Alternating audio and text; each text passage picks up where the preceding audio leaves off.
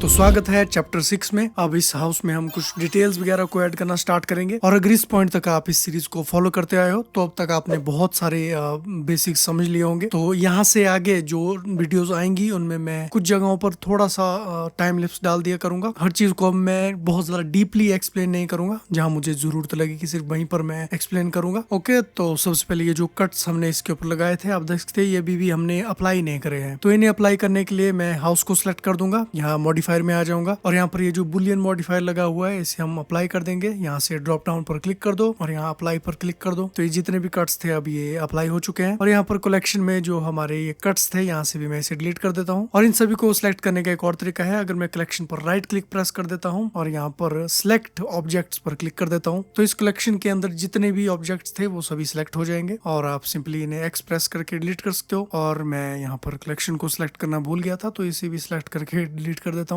और यहाँ पर मैं इन स्टेयर्स को बिल्ड करने से स्टार्ट करूंगा। तो अपने 3D कर्सर को मैं लेकर के आ जाऊंगा ये यहाँ पर और यहाँ पर मैं ये क्यूब ऑब्जेक्ट लगा दूंगा। फ्रंट व्यू में चला जाऊंगा और इसे मैं थोड़ा सा ऐसा अलाइन कर लूंगा इसके साथ। ये कुछ इस तरह से एस प्रेस कर दिया, एक्स प्रेस कर दिया और इसे ऐसा थोड़ा सा खींच लेता हूँ। और ये जो स्टेयर्स है मैं इन्हें बहुत ही ज्यादा बेसिक बनाऊंगा ताकि ये सीरीज फॉलो करने में भी थोड़ी ईजी हो। ऑब्वियस सी बात है कि इन्हें स्कल्प टूल का और एडिट टूल का यूज करके बहुत ज्यादा डिटेल्ड बनाया जा सकता है, जैसे रेफरेंस में मैंने ड्रॉ करके बनाया था। पर उतनी ज्यादा डिटेल्स में घुसने की जरूरत नहीं है। आगे चल के चाहे हम प्रोसीजरल टेक्सचरिंग का यूज करके इसमें कुछ बम्प्स क्रिएट कर सकते हैं। तो ये एक इस तरह से स्टेयर मैंने क्रिएट कर दिया है। अब आपने कहीं पर ये कोट सुना होगा ना कि आर्टिस्ट्स आर लेजी। तो लेजी का मतलब ये नहीं है कि टांगे फैला करके बैठ गए कुछ। लेजी का मतलब यहाँ पर ये है कि एक जो आर्टिस्ट होता है वो इफेक्टिव शॉर्टकट तरीके ढूंढता है चीजों को करने के लिए। तो वैसा ही कुछ यहाँ पर हम करेंगे। तो ये जो स्टेयर्स हम क्रिएट कर रहे हैं अब ऐसा तो है नहीं कि मैं इन्हें कॉपी पेस्ट करता रहूंगा। तो इसका जो इफेक्टिव और लेजी मेथड है वो है एरे मॉडिफायर को यूज करना। काफी कमाल का मॉडिफायर है। पर किसी भी मॉडिफायर को अप्लाई करने से पहले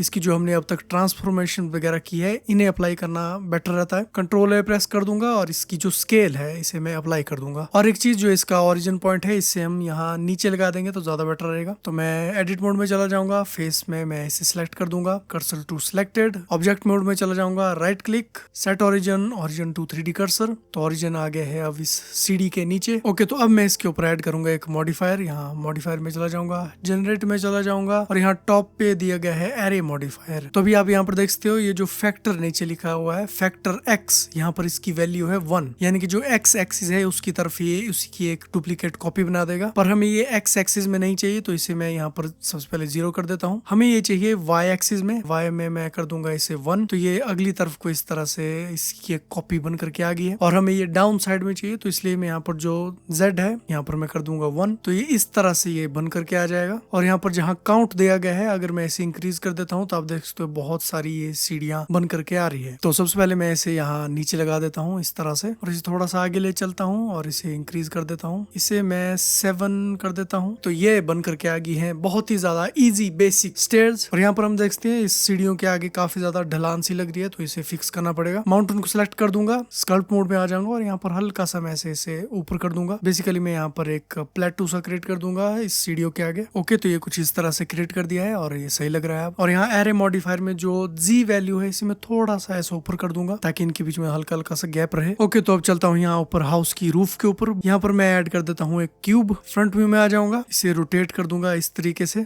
अब यहाँ पर हम एक नई चीज को समझेंगे जो कि है ट्रांसफॉर्म ओरिएंटेशंस। अगर मैं यहाँ ऊपर ग्लोबल पर क्लिक कर देता हूँ तो यहाँ पर आप देख सकते हो बहुत सारे ऑप्शन खुल करके आ जाते हैं। दो ही को अभी हम समझेंगे जो कि है ग्लोबल और लोकल एक्सिस। ग्लोबल ट्रांसफॉर्मेशन का मतलब क्या है कि ये जो हमारा पूरा वर्ल्ड है, ये जो हमारा पूरा ग्लोब है, इस तरह से आप कह सकते हो। अगर मैं यहाँ पर गिज्मो को ऑन कर देता हूँ तो हम समझ पाएंगे। ओके, तो ये जो क्यूब है आप देख सकते हैं इसके ऊपर ये एक्सिस अब शो करिए, ये है ग्लोबल एक्सिस। जो ब्लू एरो है ये जेड को रिप्रेजेंट करता है। अगर मैं फ्रंट व्यू में चला जाऊँ, इस क्यूब को मैं थोड़ा सा ऐसा रोटेट कर देता हूँ ये इस तरीके से। ये वाली जो साइड थी अब ये टॉप पे थी तो कुछ चेंजेस हमें नजर नहीं आ रहे हैं। पर जैसे ही मैं इसे यहाँ ग्लोबल से लोकल कर देता हूँ तो आप देख सकते हैं इसकी जो ये एक्सिस थी पूरी रोटेट हो गई है। ये वाली जो साइड थी ये यहाँ ऊपर की तरफ थी और अभी ये इस तरफ आ गई है। इसका मतलब ये है कि ये जो ऑब्जेक्ट है इसका जो अपना लोकल ट्रांसफॉर्मेशन एक्सिस है ये उसे रिप्रेजेंट करता है। तो अगर ये लोकल पे सिलेक्टेड है, अगर मैं एस प्रेस करता हूँ, जेड प्रेस करता हूँ तो ये इस तरफ मूव होगा, ये अपने लोकल स्पेस में करेगा इसे। पर जबकि जो ग्लोबल एक्सिस है वो कहती है एस प्रेस कर दिया, जेड प्रेस कर दिया तो ये ऊपर की तरफ को करेगा। तो वापिस आ जाते हैं अपने प्रोजेक्ट पर। अब ये जो क्यूब मैंने यहाँ पर ऊपर क्रिएट किया है, यहाँ पर मैं लोकल एक्सिस को एक्टिवेट कर दूंगा तो यहाँ से मैं इसका साइज छोटा या बड़ा इस तरीके से कर पाऊंगा। पर जैसे कि मैंने पहले भी कहा है, मैं शॉर्टकट्स को ज्यादा प्रेफर करता हूँ, तो इसे मैं ग्लोबल पर ही रहने देता हूँ। तो लोकल एक्सिस को एक्टिव करने का जो शॉर्टकट है वो बहुत ही ज्यादा ईजी है। अगर मान लो मैं एस प्रेस कर देता हूँ, उसके बाद मैं जेड प्रेस कर देता हूँ, तो अभी ये ग्लोबल में चला गया है। पर अगर मैं दोबारा से एक बार जेड प्रेस कर देता हूँ तो ये लोकल में आ जाएगा, और दोबारा से अगर जेड प्रेस कर दिया तो ये ग्लोबल में आ जाएगा। तो दोबारा से जेड प्रेस कर दिया और मैं इसे थोड़ा सा ऐसा पतला कर दूंगा, थोड़ा सा इसे छोटा कर दूंगा। एस प्रेस कर दिया, जेड प्रेस कर दिया, दोबारा से जेड प्रेस कर दिया और इसे थोड़ा सा मोटा कर दूंगा। और सेम चीज ये मूव करने के लिए भी काम करेगी। अगर मैं जी प्रेस कर दूंगा तो ये ग्लोबल एक्सिस में चला गया, दोबारा से जी प्रेस करूंगा तो ये लोकल में आ जाएगा। तो इस तरह से इसे यहाँ थोड़ा सा ऊपर लगा दूंगा, मैं पीरियड की प्रेस कर दूंगा और इसके ऊपर फोकस कर लूंगा। और ये कुछ इस तरह का हमने एक छोटा सा यहाँ पर ये बॉक्स बना दिया है। जी प्रेस करूंगा, इसे थोड़ा सा ऊपर अलाइन कर दूंगा, एस जेड, दोबारा से जेड और थोड़ा सा पतला कर दूंगा। और इसे मैं लेकर के आ जाता हूँ यहाँ फ्रंट पे। तो ये छोटा क्यूट सा बॉक्स यहाँ पर बन करके आ गया है। इसमें भी मैं एरे मॉडिफायर ऐड कर दूंगा। यहाँ पर मॉडिफायर में आ जाऊंगा, जनरेट पे आ जाऊंगा और ये एरे मॉडिफायर, और यहाँ जो एक्स वैल्यू है इसमें मैं कर दूंगा -1। तो ये ऐसे नीचे तरफ आ जाएगा और मैं इसे थोड़ा सा ऐसा रोटेट कर दूंगा। और आप यहाँ पर देख सकते हो जो भी हम मॉडिफिकेशन करते हैं अपने ओरिजिनल वाले मैश पे, जो एरे मॉडिफायर है उसमें भी वो ऑटोमेटिकली हो जाती है। तो अभी ये सिलेक्टेड है, मैं आ जाऊंगा एडिट मोड में, इन दो एजेस को सिलेक्ट कर दूंगा और एस प्रेस करूंगा, जेड प्रेस करूंगा और इसे ऐसा सा मूव कर दूंगा। फ्रंट व्यू में आ जाऊंगा और यहाँ से हम इसे थोड़ा सा अलाइन करने की कोशिश करेंगे। थोड़ा सा ऐसे मैं इसे रोटेट कर देता हूँ और इसे ऐसा सा थोड़ा सा चौड़ा कर देता हूँ। और यहाँ पर जो ये एक्स वैल्यू है इसे मैं थोड़ा सा ऐसा ऊपर इस तरीके से इसके ऊपर लगा दूंगा।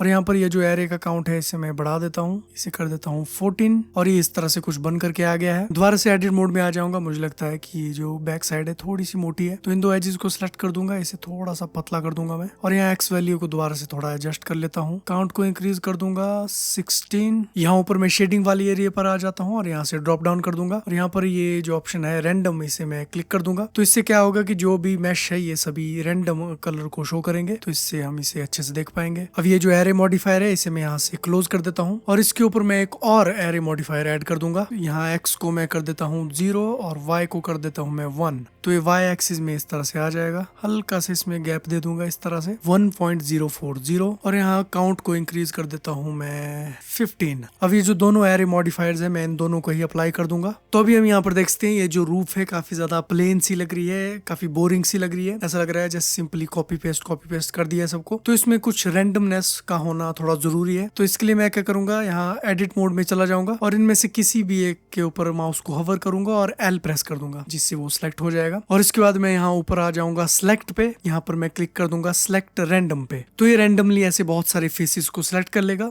और यहाँ नीचे मेन्यू से मैं इसे एडजस्ट कर सकता हूँ। तो इसे मैं कर देता हूँ 0.288 और अब मैं यहाँ फ्रंट व्यू में आ जाऊंगा, जी प्रेस करूंगा और शिफ्ट प्रेस करके रखूंगा और इसे हल्का सा, बहुत हल्का सा ऐसा ऊपर की तरफ खींच लूंगा। और ऐसा करने से आप देख सकते हैं अब ये थोड़ा सा ऐसा उबड़ खाबड़ टेढ़ा मेढ़ा सा लग रहा है, तो ये ज्यादा बेटर लग रहा है। और इसके अलावा अगर मैं स्कल्प्ट मोड में चला जाऊँ और यहाँ से ग्रैब ब्रश को उठा लेता हूँ, तो इससे भी हम कहीं पर इस तरह के ये बम्प्स क्रिएट कर सकते हैं, ये इस तरह से। ओके, तो ये इस तरह से बन गया है। अब हम इसे दूसरी तरफ भी कर लेंगे। मैं यहाँ पर ऊपर सर्च कर देता हूँ मिरर मॉडिफायर। तो मिरर मॉडिफायर नाम से ही पता चल रहा है ये बेसिकली ऑब्जेक्ट को मिरर कर लेता है और एक्स एक्सिस की तरफ इसने इसे मिरर करा हुआ है। पर हम चाहते हैं कि ये स्नैप हो इस हाउस के साथ। तो यहाँ मिरर ऑब्जेक्ट में ये जो आई ड्रॉपर टूल बना हुआ है इसे सिलेक्ट कर दूंगा और अपने हाउस को सिलेक्ट कर दूंगा। तो ये ऑटोमेटिकली हाउस के साथ इस तरह से अलाइन हो गया है और अब ये एकदम मस्त लग रहा है। मैं इस रूफ को सिलेक्ट कर दूंगा और थोड़ा सा से आगे लेकर के आ जाऊंगा। अब मैं यहाँ पर इस डोर वाले एरिया पे आ जाऊंगा, अपने 3D कर्सर को यहाँ पर लगा दूंगा। सिंपली यहाँ पर एक क्यूब ऑब्जेक्ट ऐड कर दिया, स्केल डाउन इस तरह से अलाइन कर दूंगा।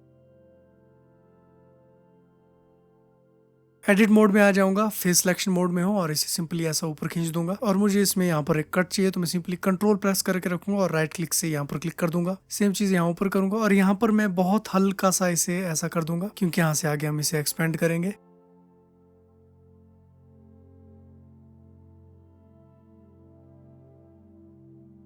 और यहाँ पर हम देख सकते हैं ये अभी अलाइन नहीं कर रहा है इसके साथ, तो सिंपली जी प्रेस करूंगा और कंट्रोल प्रेस करके रखूंगा। मेक श्योर ऊपर स्नैपिंग एनेबल्ड है और इसे यहाँ पर स्नैप कर दूंगा। स्नैपिंग के बारे में पिछले चैप्टर में बात कर चुका हूँ। प्रोपोर्शनल एडिटिंग ऑन कर दूंगा और इस तरह से इसे अलाइन कर दूंगा। और यहाँ से आगे भी सेम चीज, इसे ऐसे ही एक्सट्रूड करेंगे। अब मैं यहाँ पर एज सिलेक्शन मोड में आ जाऊंगा और इसे हल्का सा मैं ऐसा टेढ़ा मेढ़ा सा कर दूंगा।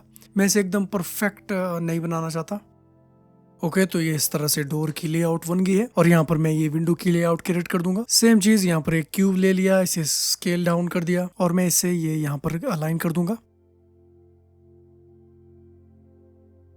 और इसमें मैं ये मिरर मॉडिफायर ऐड कर दूंगा। इस बार हम मिरर मॉडिफायर के एक अलग तरीके से यूज करना समझेंगे। फिलहाल ये जो मिरर मॉडिफायर है ये काम नहीं कर रहा है। उसका रीजन ये है कि इसका जो ओरिजिन पॉइंट है ये अभी गलत जगह पर है। तो इसका जो ओरिजिन पॉइंट है, हम अगर यहाँ मिडिल में से मैं ले आऊं तो यहाँ पर ऑलरेडी ये 3D कर्सर है। राइट क्लिक प्रेस करूंगा, set origin to 3D cursor. तो मिरर मॉडिफायर के लिए काफी इंपॉर्टेंट होता है कि आपका ओरिजिन पॉइंट किस जगह पर है, तभी वो परफेक्टली मिरर करेगा। तो ये इस तरह से मैंने लगा दिया है और अब मैं एडिट मोड में चला जाऊंगा और यहाँ पर आप देख सकते हैं ये जो ओरिजिनल मैश है हम सिर्फ इसे ही एडिट कर सकते हैं। जो मिरर मॉडिफायर वाला है वो ऑटोमेटिकली इसे बेसिकली मिरर करेगा जो भी हम एक्टिविटी करेंगे। अब अगर मैं इसे इस तरीके से एक्सट्रूड कर देता हूँ तो यहाँ पर आप देख सकते हैं ये जो मैश है ये एक दूसरे के इस तरह से इनसाइड चला जा रहा है। तो ऐसा ना हो इसके लिए मैं यहाँ पर एक ऑप्शन है क्लिपिंग, इसे इनेबल कर दूंगा। तो क्लिपिंग को इनेबल करने से क्या होगा कि अगर मैं इसे इस तरह से एक्सट्रूड कर देता हूँ तो ये अब यहाँ पर इस तरह से चिपका रहेगा। अब मैं यहाँ पर एक लूप कट लगा देता हूँ, यहाँ से इसे इस तरह से एक्सट्रूड कर दूंगा और इसे यहाँ पर कनेक्ट कर दूंगा। ये काफी पतला सा लग रहा है तो इस साइड के मैं फेसेस को सिलेक्ट कर लूंगा और इसे थोड़ा सा ऐसा बड़ा कर दूंगा। तो इसे मैं एकदम सिमेट्रिकल नहीं बनाना चाहता हूँ, इसमें भी हम काफी चेंजेस करेंगे। तो यहाँ पर मैं 2 लूप कट ऐड कर देता हूँ, एक यहाँ ऐड कर देता हूँ और जो मिरर मॉडिफायर है उसे हम अप्लाई कर देंगे। और एक बात, जब भी हम एडिट मोड में होते हैं तो हम मॉडिफायर को अप्लाई नहीं कर सकते। तो इसके लिए सबसे पहले हमें ये ऑब्जेक्ट मोड में आना पड़ेगा, तभी हम इसे अप्लाई कर पाएंगे। तो इसे मैं अप्लाई कर देता हूँ, दोबारा से चलता हूँ एडिट मोड में, इस वाली एज को सिलेक्ट कर देता हूँ और कुछ ना कुछ इसमें टेढ़ा मेढ़ा इसे कर देता हूँ इस तरीके से।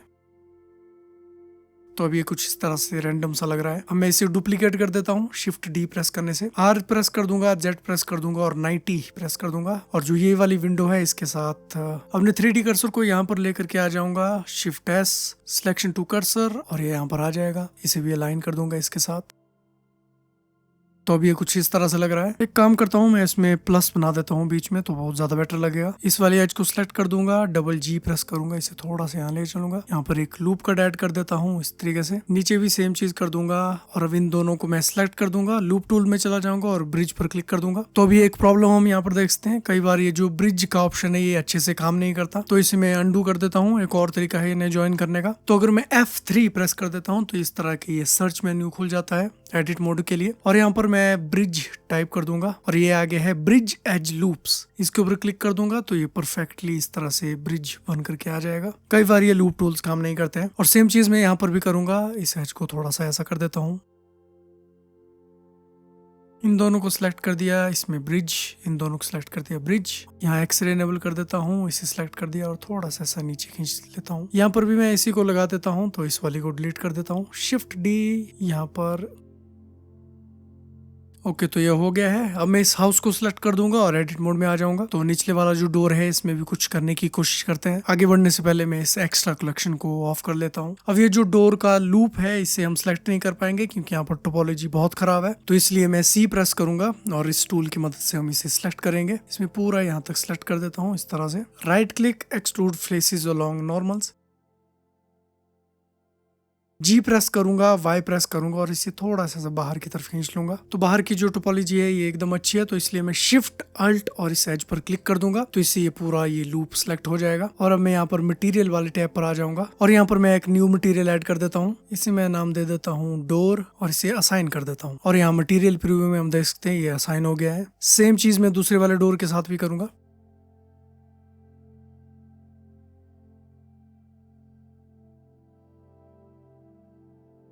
ओके, तो ये अभी कुछ इस तरह से बन गया है। जो ऊपर वाला डोर है इसमें मैंने यहाँ नीचे से कनेक्ट नहीं किया था, तो मैं यहाँ पर इसे कनेक्ट कर लेता हूँ। मैं दोबारा से हाउस को सिलेक्ट कर दूंगा और एडिट मोड में आ जाऊंगा और ये जो निचले वाला डोर है इस वाले फेस को मैं सिलेक्ट कर लूंगा, शिफ्ट डी प्रेस करूंगा और इसे डुप्लीकेट बना दूंगा। इसे मैं यहाँ पर आगे लेकर के आ जाता हूँ। तो सबसे पहले तो मैं इसे सेपरेट कर लेता हूँ। मैं पी प्रेस कर दूंगा और यहाँ पर मैं सिलेक्शन पर क्लिक कर दूंगा तो एक सेपरेट ऑब्जेक्ट बन करके आ जाएगा। अब अगर मैं वर्टेक्स सिलेक्शन मोड में आ जाता हूँ तो हमें एक बहुत बड़ी प्रॉब्लम यहाँ पर नजर आती है। इस तरह का जो फेस होता है उसे हम कहते हैं एनगॉन। तो जैसे कि मैंने पिछले चैप्टर में भी बताया है कि जो 3 वर्टिसेस अगर मिल जाती है तो वो ट्राइंगल बनाती है, ऑब्वियसली 4 बनाती है एक क्वाड। अगर 4 से ज्यादा वर्टिसेस एक फेसिस में दिख रही है तो उसे हम कहते हैं एनगॉन। और एनगॉन जो होते हैं वो बहुत ज्यादा प्रॉब्लम क्रिएट कर सकते हैं। फॉर एग्जांपल, अगर मैं यहाँ पर ये लूप कट्स क्रिएट करने की कोशिश करता हूँ तो हम वो नहीं कर सकते हैं, ये सिर्फ इसमें वर्टिसेस को ऐड कर रहा है। तो इसे फिक्स करने के लिए मैं नाइफ टूल का यूज करूंगा। तो नाइफ के लिए अगर मैं के प्रेस कर देता हूँ अपने कीबोर्ड पर तो नाइफ टूल आ जाता है। तो नाइफ टूल से बेसिकली हम कट्स इसमें लगा सकते हैं। तो अगर मैं इस वाले वर्टेक्स के पास आ जाऊं तो आप देख सकते हो ये ऑटोमेटिकली स्नैप हो जाता है। क्लिक कर दूंगा इसके ऊपर और ऐसे खींच करके इसे यहाँ पर ले जाऊंगा। इसके ऊपर क्लिक कर दूंगा और एंटर प्रेस कर दूंगा। तो नाइफ टूल का यूज करने से इस तरह से इसमें एक एज बन के आ गई है। अब अगर मैं यहाँ पर कंट्रोल आर प्रेस करता हूँ तो आप देख सकते हो इसमें हम लूप कट्स लगा पा रहे हैं। तो सेम चीज मैं यहाँ ऊपर भी करूंगा, इसे यहाँ से कनेक्ट कर दूंगा, इसे यहाँ से कनेक्ट कर दूंगा और यहाँ बीच से मैं 2 लूप कट ऐड कर दूंगा। एक लूप कट में यहाँ नीचे ऐड कर देता हूँ। इस वाले को सिलेक्ट कर दूंगा, जी प्रेस करके इसे थोड़ा सा अलाइन कर देता हूँ। अब मैं इसे यहाँ पीछे लेकर के चलूंगा और इसे थोड़ा सा एडजस्ट करने की कोशिश करूंगा। एस प्रेस कर दिया,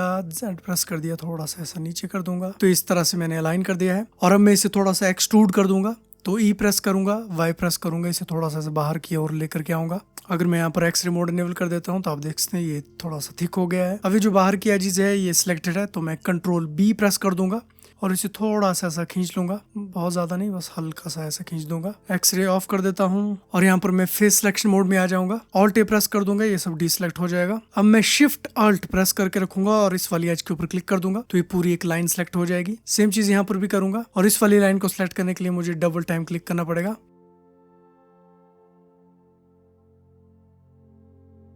राइट क्लिक प्रेस करूंगा, एक्सट्रूड फेसेस अलोंग नॉर्मल्स, और इसे थोड़ा सा ऐसा बाहर की तरफ को लेकर के आऊंगा। ओके, तो अभी ये सिलेक्टेड है। मैं कंट्रोल और नम पैड पे प्लस प्रेस कर दूंगा तो इसके जो निचले वाला फेसेस है वो सिलेक्ट हो जाएगा। और यहाँ पर मैं मटेरियल वाले टैब पे आ जाऊंगा, न्यू मटेरियल ऐड कर दूंगा। इसे मैं नाम दे देता हूँ डोर 2 और इसे मैं असाइन कर दूंगा। अब ये जो बाहर वाली लाइंस है ये सिलेक्टेड है। मैं कंट्रोल आई प्रेस कर दूंगा जिससे ये सब कुछ इन्वर्ट हो जाएगा। तो और मेक श्योर ये जो डोर है, ये जो पहले वाला डोर हमने बनाया था उसके साथ असाइंड हो। तो मटेरियल प्रीव्यू में चलता हूँ, यहाँ पर डोर 2 को मैं अलग कलर दे देता हूँ कोई, और ये अच्छे से काम कर रहा है। और इसमें मैं यहाँ पर एक बेसिक सा हैंडल भी ऐड कर देता हूँ। तो मैं यहाँ मैश में चला जाऊंगा और यहाँ पर ये यूवी स्फीयर मैं इसे ऐड कर दूंगा। और यहाँ पर ये जो मेन्यू है, अगर मैं सेगमेंट वाले इस बार के ऊपर अपने माउस को होवर करता हूँ, क्लिक करता हूँ और निचली तरफ को ड्रैग करता हूँ तो हम दोनों वैल्यू को एक ही बार में एडिट कर सकते हैं। तो मैं यहाँ पर 12 लिख देता हूँ तो ये दोनों ही 12 हो जाएंगी। आर प्रेस करूंगा, एक्स प्रेस करूंगा और 90 प्रेस कर दूंगा तो इस तरह से ये रोटेट हो जाएगा। इसे थोड़ा सा और छोटा कर दूंगा,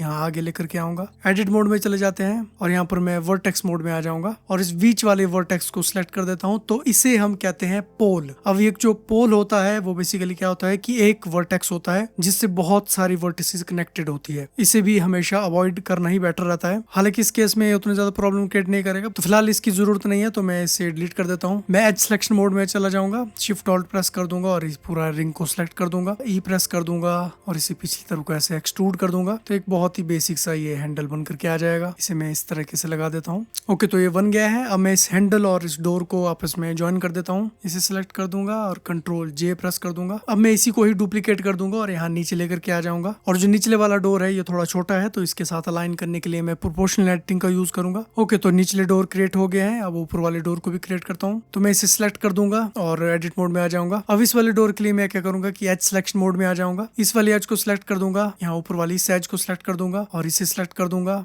और इस वाले को सिलेक्ट कर दूंगा। शिफ्ट डी प्रेस करूंगा और सिर्फ ये जो एजेस है मैं इसे बाहर की तरफ डुप्लीकेट कर दूंगा और मैं एफ प्रेस कर दूंगा। ये जो एफ है ये शॉर्टकट है फिल करने के लिए। अब अगर मैं वर्टेक्स मोड में चला जाऊंगा तो यहाँ पर भी हमें सेम प्रॉब्लम देखने को मिलती है। इसे भी हमें नाइफ टूल से सही करना पड़ेगा। तो सबसे पहले तो मैं इसे सेपरेट कर लेता हूँ। तो ऑब्जेक्ट मोड में चला जाता हूँ तो ये सेपरेट ऑब्जेक्ट बन गया है। दोबारा चलता हूँ अब एडिट मोड में और सेम चीज यहाँ पर भी हम नाइफ टूल से करेंगे। मैं क्या करता हूँ, यहाँ नीचे मैं 3 लूप कट्स लगा देता हूँ। अब ऊपर की तरफ इन्हें ज्वाइन करना इजी होगा। ए प्रेस कर दूंगा, पूरे डोर को हम सिलेक्ट कर देंगे। इसे मैं थोड़ा सा एक्सट्रूड कर दूंगा बाहर की तरफ को और अगेन सेम चीज कंट्रोल बी प्रेस कर दूंगा तो ये बन करके आ जाएगा। फिर सिलेक्शन मोड में आ जाऊंगा। सेम मैं इन एजेस को भी सिलेक्ट कर देता हूँ। सेम चीज मैं इसे भी बाहर की तरफ को एक्सट्रूड कर दूंगा। अब बाहर की ये फेसेस लाइंस सिलेक्टेड है तो मैं कंट्रोल नम पैड प्लस प्रेस कर दूंगा तो ये इस तरह से सिलेक्ट हो जाएगा पिछली तरफ को। सेम चीज यहाँ पर हम ड्रॉप डाउन में आ जाएंगे और डोर 2 जो है इसे मैं इसके साथ असाइन कर दूंगा। कंट्रोल आई प्रेस कर दूंगा तो ये इन्वर्ट हो जाएगा। प्लस पे क्लिक करूंगा, यहाँ ड्रॉप डाउन पे क्लिक कर दूंगा और डोर को सिलेक्ट कर दूंगा और इसे भी असाइन कर दूंगा तो ये वाला डोर भी कंप्लीट हो गया है। अब इसे सिंपली यहाँ पर पीछे अलाइन कर दूंगा। अब इसके लिए मैं एक अलग से हैंडल क्रिएट करूंगा और मेक श्योर आप एडिट मोड में ही हो, वरना बाद में हमें अलग से इसे ज्वाइन करना पड़ेगा। तो एडिट मोड में चला जाऊंगा, शिफ्ट ए प्रेस कर दूंगा। यहाँ से हम ये क्यूब ऐड कर देंगे, छोटा कर दूंगा इसे। प्रोपोर्शनल एडिटिंग को ऑफ कर देता हूँ और ये जो पिछले वाला फेस है इसकी हमें जरूरत नहीं है तो इसे मैं डिलीट कर देता हूँ यहाँ से। और ये जो आगे वाला है इसे मैं थोड़ा ऐसा एक्सट्रूड कर देता हूँ। निचला फेस सिलेक्ट कर दूंगा, इसे थोड़ा नीचे एक्सट्रूड कर दूंगा, छोड़ दूंगा, थोड़ा सा और एक्सट्रूड कर दूंगा और यहाँ से इसे ऐसे एक्सट्रूड कर दूंगा। इसके ऊपर माउस होवर करूंगा और एल प्रेस कर दूंगा तो ये ऑब्जेक्ट सिलेक्ट हो जाएगा। कंट्रोल बी प्रेस कर दूंगा और इसे थोड़ा सा ऐसा कर्व्ड कर दूंगा और यहाँ बीच में मैं इसमें एक लूप कट ऐड कर देता हूँ, क्योंकि मैं इसे भी एकदम सिमेट्रिकल नहीं चाहता, ये भी थोड़ा सा टेढ़ा मेढ़ा सा लगना चाहिए। और यहाँ पर मैं इसे एक न्यू मटेरियल दे दूंगा, इसे मैं नाम दे देता हूँ हैंडल, और इसे असाइन कर दूंगा। ओके, तो ये काम पूरा हो गया है। अब हम इन फेंसेस को क्रिएट करेंगे। मैं अपने 3D कर्सर को यहाँ पर कॉर्नर पे लगा देता हूँ, यहाँ पर भी एक क्यूब ऐड कर दूंगा, और अब मैं S प्रेस करूंगा और उसके बाद मैं शिफ्ट Z प्रेस करूंगा, तो जो Z एक्सिस होगी वो लॉक हो जाएगी। तो इससे फिर अगर मैं अपने माउस को ऐसा ड्रैग कर देता हूँ तो ये इस तरह से पतला हो जाएगा। तो इस तरह से ये पतली सी डंडी बन करके आ जाएगी। G प्रेस करूंगा, Z प्रेस करूंगा, इसे थोड़ा सा ऊपर लेकर के आ जाऊंगा। अब अगर मैं G प्रेस करता हूँ और इसे कहीं पर मूव करने की कोशिश करता हूँ, आप देख सकते हैं ये इस फ्लोर के अंदर भी चला जाता है। तो मैं नहीं चाहता कि ऐसा हो, तो इसलिए ये ब्लेंडर 4 में एक न्यू फीचर ऐड किया गया है, वो है सेट स्नैप बेस। तो अगर मैं B प्रेस करता हूँ कीबोर्ड पे तो इस तरह से ये बन करके आ जाता है। फॉर एग्जांपल मैं चाहता हूँ कि ये यहाँ से स्नैप हो, तो अगर मैं इस सर्कल को यहाँ नीचे फ्लोर के पास लेकर के आ जाता हूँ, क्लिक करता हूँ इसके ऊपर, तो अब आप देख सकते हैं ये फ्लोर के अंदर नहीं घुसेगा। अब जो हमारा फ्लोर है ये उसी के साथ ऐसा अलाइन करेगा। तो ये एक न्यू फीचर है ब्लेंडर 4 में। तो इसकी मदद से मैं इसे फ्लोर पे ऐसे टच कर सकता हूँ। तो इसे मैं ये यहाँ पर लगा देता हूँ और लेफ्ट माउस से कंफर्म कर दूंगा, तो ये अब इस तरह से यहाँ पर आ गया है। ओके, तो मैं एडिट मोड में आ जाऊंगा और इसमें 3 लूप कट्स मैं ऐड कर देता हूँ, और इसकी शेप भी मैं कुछ टेढ़ी मेढ़ी से कर दूंगा। इस वाले को सिलेक्ट कर दिया, कुछ ऐसी टेढ़ी मेढ़ी सी रैंडम शेप मैं इन्हें दे दूंगा। अब मैं L प्रेस करूंगा, ये सिलेक्ट हो जाएगा। शिफ्ट D प्रेस करूंगा और इसे थोड़ा सा आगे लेकर के आ जाऊंगा। इसमें भी हम थोड़ी सी चेंजेस करेंगे ताकि ये सिमिलर ना लगे। तो इसे मैं थोड़ा सा रोटेट कर देता हूँ, इसे भी मैं डुप्लीकेट कर दूंगा और इसकी शेप भी थोड़ी सी ऐसी टेढ़ी मेढ़ी सी दे दूंगा। फ्रंट व्यू में आ जाऊंगा तो ताकि हम देख सकते हैं कितना गैप है इनमें। मैं यहाँ पर एक्सरे मोड में आ जाता हूँ और जो इनके निचले और ऊपर के फेसेस हैं ये इनकी हमें जरूरत नहीं है, तो इसे मैं डिलीट ही कर देता हूँ। ओके, तो दोबारा से वापस आ जाएंगे ऑब्जेक्ट मोड में। अब ये हमारे पास 3 अलग अलग रैंडम शेप्स बन करके आ गई है। अब इसके आगे हम ऑब्वियसली एरे मॉडिफायर को यूज करके बहुत सारी इन्हें बनाएंगे, पर उससे पहले मैं कंट्रोल A प्रेस कर देता हूँ और इस बार मैं ऑल ट्रांसफॉर्मेशन को अप्लाई कर दूंगा। इसमें राइट क्लिक प्रेस करूंगा और सेट ओरिजिन में ओरिजिन टू ज्योमेट्री पर क्लिक कर दूंगा, तो जो ओरिजिन है वो एकदम सेंटर में आ जाएगा। और अब हम इसमें एरे मॉडिफायर ऐड कर देंगे, मॉडिफायर एरे मॉडिफायर, और जो एक्स वैल्यू है इसे थोड़ा सा ऐसा आगे कर दूंगा। फ्रंट व्यू में आ जाऊंगा तो देखते हैं कि गैप सही सा लग रहा है। मुझे लग रहा है कि ये गैप काफी ज्यादा क्लोज है, तो मैं एडिट मोड में चला जाता हूँ और इन्हें थोड़ा सा दूर दूर करने की कोशिश करता हूँ, ये इस तरह से। और यहाँ पर एरे मॉडिफायर में मैं इस तरह से काउंट को इंक्रीज कर दूंगा और मैं इसे थोड़ा सा अलाइन कर दूंगा इस तरह से। ये जो एरे मॉडिफायर है मैं इसे अप्लाई कर देता हूँ और जो मेरा 3D कर्सर है उसे मैं इस वाले कॉर्नर पे लेके आ जाऊंगा। शिफ्ट D प्रेस करूंगा, ये डुप्लीकेट हो जाएगा और राइट माउस से क्लिक कर दूंगा। और जो मेरा पिवट पॉइंट है इसे मैं 3D कर्सर पे सेट कर देता हूँ। और अब अगर मैं RZ90 प्रेस कर देता हूँ तो ये यहाँ से रोटेट हो गया है। और अब मैं सिंपली इसे इस तरीके से यहाँ से अलाइन कर सकता हूँ, इस तरह से। मैं इस वाले को सिलेक्ट कर देता हूँ और एडिट मोड में चला जाऊंगा। इस वाले के ऊपर माउस को होवर करूंगा और L प्रेस कर दूंगा और यहाँ पर जो पिवट पॉइंट है इसे मैं दोबारा से मीडियन पॉइंट पे सेट कर देता हूँ। और अब मैं S प्रेस कर दूंगा, शिफ्ट Z प्रेस कर दूंगा और इसे थोड़ा सा मोटा कर दूंगा। S प्रेस कर दूंगा, Z प्रेस कर दूंगा, थोड़ा सा लंबा कर दूंगा इसे, और इसे मैं यहाँ पर लगा देता हूँ। और ये वाली जो फैंसीज है थोड़ा सा पीछे करके देता हूँ। इस वाले को सिलेक्ट कर देता हूँ, एडिट मोड में चला जाऊंगा, वो वहां पर सिलेक्टेड है। शिफ्ट D प्रेस करूंगा और इसे यहाँ पर लेकर के आ जाऊंगा। इसे सिलेक्ट कर दूंगा, एडिट मोड में चला जाऊंगा। इस वाली को मैं डिलीट कर देता हूँ, इसे सिलेक्ट कर देता हूँ, एडिट मोड में चला जाऊंगा, शिफ्ट D और इसे यहाँ पर लगा दूंगा। वहां पिछली तरफ भी मैं इन्हें कॉपी कर दूंगा, सिंपली फ्रंट व्यू में आ जाऊंगा, फ्रंट वाली इन्हें सिलेक्ट कर दूंगा एक्सरे मोड से बॉक्स सिलेक्शन से, और इन्हें सिलेक्ट करके सिंपली यहाँ पिछली तरफ को डुप्लीकेट कर दूंगा। सेम चीज मैं राइट साइड के लिए कर दूंगा। इन सभी को सिलेक्ट कर दिया, शिफ्ट D और इस तरफ लगा दूंगा। इसे पकड़ा, डुप्लीकेट कर दिया और यहाँ पर लगा दूंगा। तो अब ये कुछ इस तरह से बन गया है। मैं इन दोनों को ही ज्वाइन कर लूंगा। एच सिलेक्शन मोड में आ जाऊंगा, शिफ्ट ऑल्ट और लेफ्ट क्लिक, तो ये पूरा सिलेक्ट हो जाएगा लूप। F प्रेस कर दूंगा, इसे फिल कर दूंगा मैं। सेम चीज यहाँ भी कर दूंगा, सेम चीज मैं यहाँ पर कर दूंगा। तो इस तरह से मैंने इन्हें फिल कर दिया है और यहाँ पर मैंने ये पिलर नहीं लगाया है, तो सिंपली यहाँ पर शिफ्ट D से मैं इसे लगा दूंगा इस तरीके से। और अब मैं क्या करूंगा, इनका जो ये टॉप है इसे सिलेक्ट कर दूंगा, इसे सिलेक्ट कर दूंगा, इसे सिलेक्ट कर दूंगा, इसे भी, इन सभी को सिलेक्ट कर दिया। G प्रेस करूंगा, Z प्रेस करूंगा और थोड़ा सा इसे ऐसा नीचे लेकर के आ जाऊंगा, थोड़ा इस तरह से, और दोबारा से इसे एक्सट्रूड करूंगा थोड़ा ऊपर की तरफ को, इस तरह से। और इसके बाद आपको पता ही है कि क्या करना है। इस वाले फेस को सिलेक्ट कर दिया, उस वाले फेस को सिलेक्ट कर दिया, लूप टूल्स में आ गए और ब्रिज पर क्लिक कर दूंगा मैं, और इस तरह से पूरा एक ब्रिज बन करके आ जाएगा। सेम चीज यहाँ करते हैं, इसे पकड़ा, लूप टूल्स, ब्रिज। सेम चीज यहाँ कर देंगे, इसे पकड़ा, ब्रिज।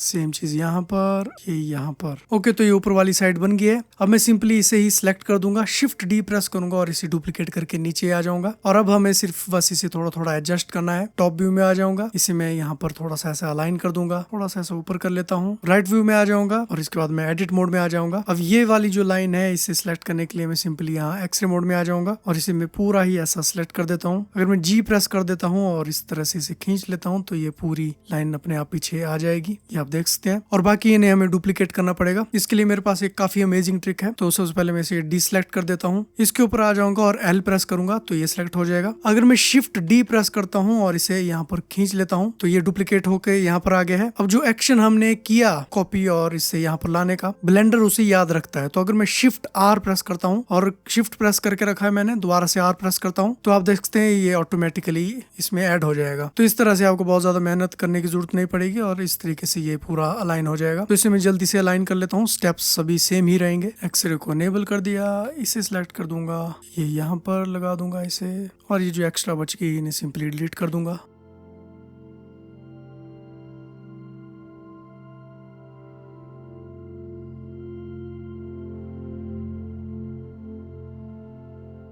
अब ये वाला ब्रिज यहाँ पर काम नहीं कर रहा है तो सिंपली F3 प्रेस कर दिया और ये काम करेगा। और यहाँ पर ये फेस खाली पड़ा है तो इसे F प्रेस कर दिया। मैं टॉप व्यू में आ जाऊंगा और इस तरह से एक्सरे एनेबल कर दूंगा, तब भी हम इसे ऐसे अलाइन कर सकते हैं।